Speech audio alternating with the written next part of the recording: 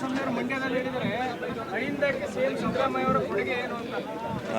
H D. Kumaraswamy ಅವರು ಮಂಡ್ಯದಲ್ಲಿ ಹೇಳಿದರೆ ಸರ್, ಅಹಿಂದಕ್ಕೆ ಸಿಎಂ ಸಿದ್ದರಾಮಯ್ಯ ಅವರ ಕೊಡುಗೆ, ಅವ್ರ ಕೊಡುಗೆ ಏನು ಅಂತ ಹೇಳ್ಬೇಕಲ್ಲ. ಅವ್ರ ಕೊಡುಗೆ ಹೇಳಿದ್ರ ಅಲ್ಲ, ಮಂಡ್ಯಕ್ಕೆ ಏನೇನು ಕೊಡುಗೆ ಕೊಟ್ಟಿದ್ದೀವಿ ಅಂತ ಹೇಳಿದ್ರ ಅವ್ರು ಹೇಳ್ದೆ ನಾನು ಕೇಳಿದ್ರೆ ಅದು ಆಯ್ತಪ್ಪ. ಅಹಿಂದ ನಾನು ಆಮೇಲೆ ಹೇಳೋಣ, ಅವ್ರು ಹೇಳ್ಬೇಕಲ್ರಿ ಏನೇನು ಮಾಡಿದ್ದಾರೆ ಅಂತ. ಅವ್ರು ಕೇಳಲಿಲ್ಲ ನೀವೇನ್ರಿ ಮಾಡಿದ್ದೀರಿ ಅಂತ ಕೇಳಲಿಲ್ವ ನೀನು? ಮಂಡ್ಯದಲ್ಲಿ ಹೇಳಾರ ಎಲ್ಲಾರ ಹೇಳಯ್ಯ, ನೀವು ಇಲ್ಲಿ ಕೇಳಿ. ಅನೇಕ ಸಾರಿ ಬಂದಿದ್ದಾರೆ, ಕೇಳಿದ್ದೀರಾ? ಅನೇಕ ಸಾರಿ ಬಂದಿದ್ದಾನೆ ಇಲ್ಲಿಗೆ.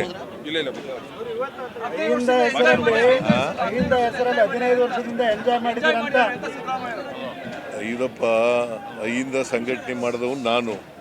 ಅಹಿಂದ ಜನರಿಗೆ ಇವೆಲ್ಲ ಗ್ಯಾರಂಟಿ ಯೋಜನೆಗಳೆಲ್ಲ ಇವೆಲ್ಲ ಮಾಡಿರೋದು, ಭಾಗ್ಯಗಳ ಕಾರ್ಯಕ್ರಮಗಳೆಲ್ಲ ಮಾಡಿರೋದು ಯಾರಿಗೆ? ಬಡವ್ರಿಗಲ್ವಾ? ಗ್ಯಾರಂಟಿ ಯೋಜನೆಗಳು ಮಾಡಿರೋದು ಯಾರಿಗೆ? ಯಾರಿಗೆ ಮಾಡಿರೋದು? ಹೆಣ್ಮಕ್ಳಿಗೆ, ಬಡವರಿಗೆ, ದಲಿತರಿಗೆ, ಹಿಂದುಳಿದವರಿಗೆ, ಅಲ್ಪಸಂಖ್ಯಾತರಿಗೆ, ಕಾರ್ಮಿಕರಿಗೆ, ಇವರೆಲ್ಲ ಅಹಿಂದ ಅಲ್ವಾ? ಕುಮಾರಸ್ವಾಮಿ ಹೇಳ್ತಾನೆ ಅಂತ ನೀವು ಕೇಳ್ಬಿಡೋದು, ಅವನ ಪ್ರಶ್ನೆ ಏನು ಕೇಳ್ತಾನೆ ಅಂತ ನೀವು ಹೇಳ್ಬಿಡೋದು. ಹೊತ್ತಿಗೆ ಕೇಂದ್ರ ಸಚಿವರಾದರೆ ಕೇಂದ್ರ ಸಚಿವರಾಗಿ ಮಾತಾಡಬೇಕು ಅಲ್ವಾ? ಅವ್ರದ್ದೇನು ಕೊಡುಗೆ? ರೈತರ ಮಗ ಅಲ್ವಾ ಇವರು? ರೈತರ ಮಗನ ಮಗ. ಏನು ರೈತರಿಗೆ ಏನು ಕೊಡುಗೆ ಕೊಟ್ಟಿದ್ದಾರೆ ಮಂಡ್ಯದಕ್ಕೆ?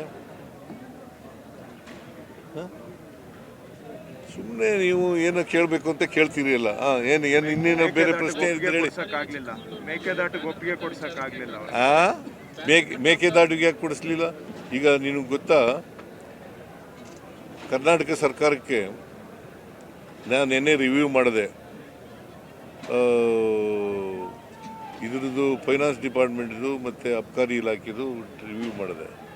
ರಿವ್ಯೂ ಮಾಡಿದಾಗ ಎಷ್ಟು ಗೊತ್ತಾ ನಮಗೆ ಈ ವರ್ಷ ನಷ್ಟ ಆಗೋದು? ಸೆಪ್ಟೆಂಬರ್, ಅಕ್ಟೋಬರ್, ನವಂಬರ್ GST ಬದಲಾವಣೆ ಮಾಡಿಬಿಟ್ಟು ಕಡಿಮೆ ಮಾಡಿಬಿಟ್ರು. ಯಾರು GST ತಂದವರು? ಯಾರು ತಂದವರು GSTನ? GST ಅಂದ್ರೆ ಗೊತ್ತಾ? Goods and service tax. ಇದು ತಂದವ್ರು ಯಾರು? ಇಂಟ್ರಡ್ಯೂಸ್ ಮಾಡಿದವ್ರು ಯಾರು? ನರೇಂದ್ರ ಮೋದಿಯವರು. ಯಾವಾಗ ಮಾಡಿದ್ರು? 2017.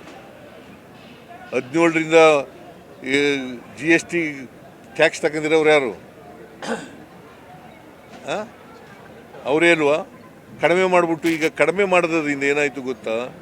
ವರ್ಷದ ಮಧ್ಯದಲ್ಲಿ ಕಡಿಮೆ ಮಾಡಿಬಿಟ್ರು. ಸೆಪ್ಟೆಂಬರ್, ಅಕ್ಟೋಬರ್, ನವಂಬರ್ ಕಡಿಮೆ ಮಾಡೋದ್ರಿಂದ ನಾವು 12% ಗ್ರೋತ್ ಇತ್ತು. ಈಗ 12%ಇಂದ 3% ಬಂದ್ಬಿಟ್ಟಿದ್ದೀವಿ. ಎಕ್ಸೆಪ್ಟ್ ಕೇರಳ, ಮಹಾರಾಷ್ಟ್ರ, ಕರ್ನಾಟಕ ಬಿಟ್ಟರೆ ಇಡೀ ದೇಶದಲ್ಲಿ ಎಲ್ಲ ಮೈನಸ್ ಗ್ರೋತ್.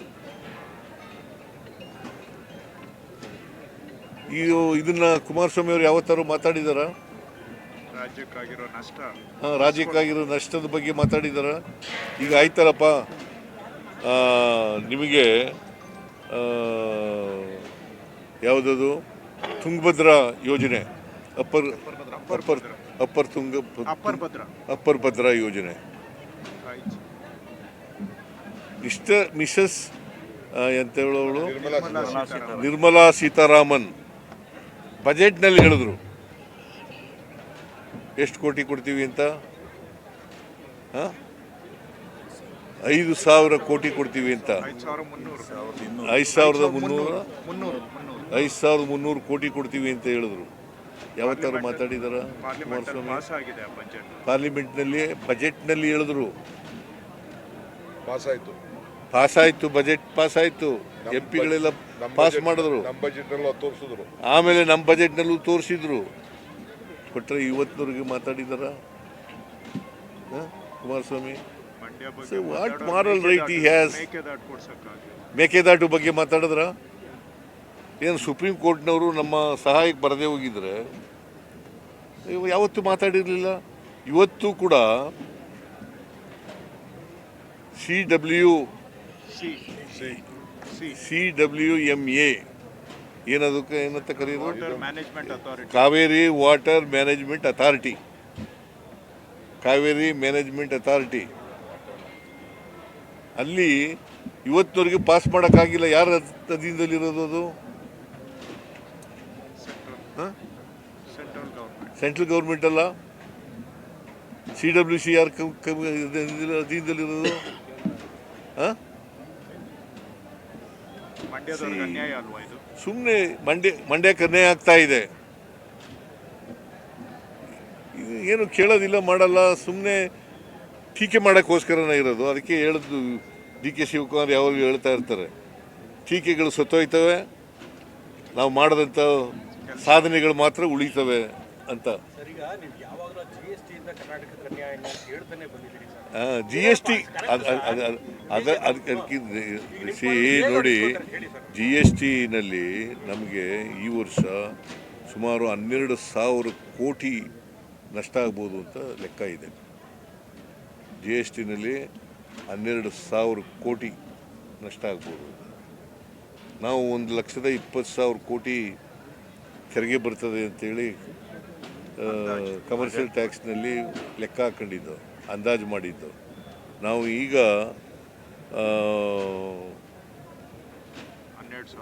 12,000 ಕೋಟಿ ಅದರಲ್ಲಿ ಕಡಿಮೆ ಆಗುತ್ತೆ. 88,000 ಕೋಟಿ 9,000 ಕೋಟಿ ತಲುಪೋದ್ರೆ ಕಷ್ಟ ಆಗ್ತದೆ. ಯಾಕೆ ಇದನ್ನೆಲ್ಲ ಯಾಕೆ ಕೇಳಲ್ಲ? ಕರ್ನಾಟಕ ರಾಜ್ಯದಿಂದ MP ಆಗಿರೋದು ಅವರು, ಮಂಡ್ಯದಿಂದ. ಸಿದ್ದರಾಮಯ್ಯನವರು ಹಿಂದಕ್ಕೆ ಏನು ಮಾಡಿದ್ರು? ಇವನ್ನೆಲ್ಲ ಯಾರು ಮಾಡ್ತಾ ಇರೋರು? ಯಾವತ್ತಾರು ಒಂದಿನ ಮಾತಾಡಿದಾರ ಕ್ಯಾಬಿನೆಟ್ನಲ್ಲಿ? ಯಾವತ್ತಾರು ಪಾರ್ಲಿಮೆಂಟ್ನಲ್ಲಿ ಒಂದಿನ ಮಾತಾಡಿದಾರ? ಸೊ ಅದರಿಂದ ಇವು ಟೀಕೆ ಮಾಡೋಕ್ಕೋಸ್ಕರನೇ, ಟೀಕೆಗೋಸ್ಕರ ಅಲ್ಲ. ನಾವು ಏನು ಮಾಡಿದ್ದೀವಿ ಅಂತ ಹೇಳ್ತೀವಿ. ಈಗ ಗ್ಯಾರಂಟಿ ಯೋಜನೆಗಳನ್ನು ನಾವು 1,08,135 ಕೋಟಿ ಖರ್ಚು ಮಾಡಿದ್ವಿ. ಬೇಕಾದ್ರೆ ವೆರಿಫೈ ಮಾಡಲಿ, ಅದನ್ನು ಹೇಳಿದ್ದೀನಿ ನಾನು. ಕೃಷ್ಣ ಬೈರೇಗೌಡನು ಕೂಡ ಹೇಳಿದ್ದಾನೆ. ₹1 ಸೋರಿಕೆ ಇಲ್ಲದೆ ಜನಗಳು ಅದು ಏನು ಅವರ ಅಕೌಂಟಿಗೆ ನೇರವಾಗಿ ಮಧ್ಯವರ್ತಿಗಳಿಲ್ಲದೇನೆ ನೇರವಾಗಿ ಹಾಕ್ಬಿಟ್ಟಿದ್ದೀವಿ. ಇಲ್ಲ ಹೇಳಿ ನೋಡೋಣ, ಇಲ್ಲ ಅಂತ. ಇದೇ ನರೇಂದ್ರ ಮೋದಿಯವರು ಈ ಕಾರ್ಯಕ್ರಮವನ್ನು ಜಾರಿ ಕೊಡೋಕ್ಕಾಗಲ್ಲ. ಒಂದು ವೇಳೆ ಜಾರಿ ಕೊಟ್ಟರೆ ಕರ್ನಾಟಕ ರಾಜ್ಯ ಆರ್ಥಿಕವಾಗಿ ದಿವಾಳಿ ಆಗಿಬಿಡ್ತದೆ ಅಂತ ಹೇಳಿದ್ರು ರಾಜಸ್ಥಾನದಲ್ಲಿ. ಸ್ಟೇಟ್ಮೆಂಟ್ ಬೇಕಾದ್ರೆ ತೋರಿಸ್ತೀನಿ ನಿಮಗೆ. ಈಗ ಮಹಿಳಾ ಮೀಸಲಾತಿ ಜಾರಿಯಾಗಿಲ್ಲ ಅಂತ ಸುಪ್ರೀಂ ಕೋರ್ಟ್ ಕಳವಳ ವ್ಯಕ್ತಪಡಿಸಿದೆ. ನಾವು ಮೊದಲಿನಿಂದ ಮಹಿಳಾ ಮೀಸಲಾತಿ ಆಗಬೇಕು ಅಂತಕ್ಕಂಥವ್ರು. ಪಾರ್ಲಿಮೆಂಟ್ನಲ್ಲಿ, ಅಸೆಂಬ್ಲಿನಲ್ಲಿ ಎರಡೂ ಕಡೆ ಮಹಿಳಾ ಮೀಸಲಾತಿ ಆಗಬೇಕು ಅಂತಕ್ಕಂಥದ್ರಲ್ಲಿ ನಾವು ಮುಂಚೂಣಿಲಿರ್ತಕ್ಕಂಥದ್ದು. ಅದರಿಂದ ಮಹಿಳಾ ಮೀಸಲಾತಿ ಆಗಬೇಕು. ಅವರು ಮುಂದಕ್ಕೆ ಯಾಕೆ ಹಾಕಿದರು? ಮೀಸಲಾತಿ ಕೊಡಬೇಕು ಅಂತ ಅಂದಮೇಲೆ ಕೊಟ್ಬಿಡ್ಬೇಕು, ತಕ್ಷಣ ಕೊಡಬೇಕು. ಯಾಕೆ ಮುಂದಕ್ಕೆ ಹಾಕಿದರು? ಅದಕ್ಕೂ ಇದಕ್ಕೂ ಏನ್ರಿ ಸಂಬಂಧ? ಈಗ ಕನಿಷ್ಠ ಪಕ್ಷ 27 ಕೂಡ ಮಾಡಬೇಕು. ತಾಳ್ತಾಳೆ ಇವ್ರು ಕೇಳ್ತಾವ್ರೆ. ಅಪೋಸಿಷನ್ ಪಾರ್ಟೀಸ್ JDS, BJP ಮನವನ್ನು ಮೀಟಿಂಗ್ ಮಾಡಿ ಸಮರ್ಥವಾಗಿ ಎದುರಿಸೋದಕ್ಕೆಲ್ಲ ಸಿದ್ಧತೆಗಳು ಮಾಡ್ಕೊತಾ ಇದ್ದಾರೆ. ನಾವು ಅವಿಶ್ವಾಸನಾರು ತರಲಿ, ಅಡ್ಜರ್ಮೆಂಟ್ ಮೋಷನಾರು ತರಲಿ, ಯಾವ ಮೋಷನಾರು ತರಲಿ ಬರಲಿ, ನಾವು ಎದುರಿಸಲಿಕ್ಕೆ ತಯಾರಾಗಿದ್ದೀವಿ. ನಮ್ಮದು ತೆರೆದ ಪುಸ್ತಕ, ಟ್ರಾನ್ಸ್ಪರೆಂಟ್ ಗೌರ್ಮೆಂಟ್. ಅದರಿಂದ ಎಲ್ಲನೂ ಎದುರಿಸಲಿಕ್ಕೆ ತಯಾರಾಗಿದೆ.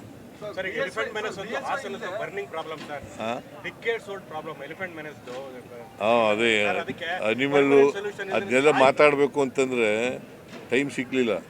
ಅನಿಮಲ್ ಕಾನ್ಫ್ಲಿಕ್ಟನ್ನು ನಾವು ಗಂಭೀರವಾಗಿ ತಗೊಂಡಿದ್ದೀವಿ. ಅದನ್ನು ಬಗೆಹರಿಸ್ತಕ್ಕಂಥ ಪ್ರಯತ್ನವನ್ನು ಮಾಡ್ತೀವಿ ಪ್ರಾಮಾಣಿಕ. ನೀನು ಪ್ರಶ್ನವನ್ನ ಬಿಜೆಪಿ ಇಲ್ಲ, ಕಾಂಗ್ರೆಸ್ಗೂ ಅಷ್ಟೇ. ಅಂದ್ರೆ ಸಿದ್ದರಾಮಯ್ಯ ಇದನ್ನು ಕಾಂಗ್ರೆಸ್ ಇಲ್ಲ ಅಂತ ರಾಜಣ್ಣ ಅವರು ಹೇಳಿ ಸರ್ ಇಂದಿನ ನಮ್ಮ ಉಸ್ತುವಾರಿ ಸರ್ ರಾಜಣ್ಣ ಹೇಳ್ದಕ್ಕೆ ನಾವು ರಿಯಾಕ್ಟ್ ಮಾಡಕ್ಕೆ ರಾಜಣ್ಣ ಡಿಸ್ಟಿಕ್ ಇನ್ಚಾರ್ಜ್ ಮಿನಿಸ್ಟ್ರು ಆಗಿದ್ರು ಇಲ್ಲಿಗೆ ಹಾಸನಕ್ಕೆ ಅವ್ರು ಹೇಳ್ತಾರೆ ಅದಕ್ಕೆಲ್ಲ ನಾನು ಉತ್ತರ ಕೊಡಲ್ಲ. ಈಗ ನೋಡ್ರಿ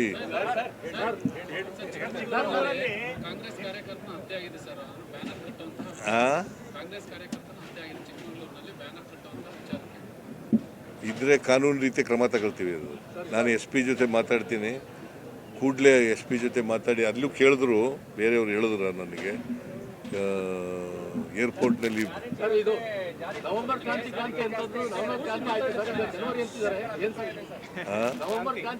ನಾನು ಅದ್ರ ಬಗ್ಗೆ ಮಾತಾಡಲ್ಲ. ನೋಡಯ್ಯ, high command is very strong. High command ಏನು ತೀರ್ಪು ಕೊಡ್ತದೆ ಆ ತೀರ್ಪಿಗೆ ನಾನು DK ಶಿವಕುಮಾರ್ ಬರ್ತಾರೆ. ಆಯ್ತು ನಡಿಯಪ್ಪ, ಊಟ ಮಾಡಿಲ್ಲ ನಾವು.